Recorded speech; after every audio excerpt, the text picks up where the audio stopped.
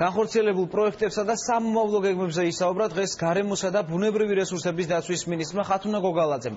ერთწლიანი მუშაობის შეჯამებისას გოგალაძემ განსაკუთრებული ყურადღება სამინისტროს ინსტიტუციონალურ და ფუნქციურ გაძლიერებაზე გაამახვილა.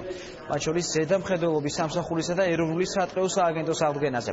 მინისტრმა ვრცლად ისაუბრა სატყეო სექტორში მიმდინარე და დაგეგმილ პროგრამებსა და რეფორმებზე. უკვე ცნობილია, რომ მომავალი წლიდან ტყეებში გზების გაყვანა დაიწყება, რაც გოგალაძის თქმით მოსახლეობას ბევრ პრობლემას მოუხსნის. მინისტრმა დღესვე მისი მესამე მოადგილე ირაკლი ნოზაძე წარადგინა, რომელმაც ამ თანამდებობაზე ვახტანგ მჭედლიშვილი ჩაანაცვლა. წლის განმავლობაში საკმაოდ ბევრი რამ გაკეთდა გარემოსდაცვის სამინისტროში. პირველ რიგში კიდევ ერთხელ მინდა ხაზი გაუსვა სამინისტროს ფუნქციურ და ინსტიტუციურ გაძლიერებას. აღდგა რამდენიმე მნიშვნელოვანი სამსახური, როგორც არის გარემოსდაცვითი ზედამხედველობის სამსახური, ეროვნული სატყეო სააგენტო, შეიქმნა ინფორმაციისა და გარემოსდაცვითი ინფორმაციისა და განათლების ცენტრი.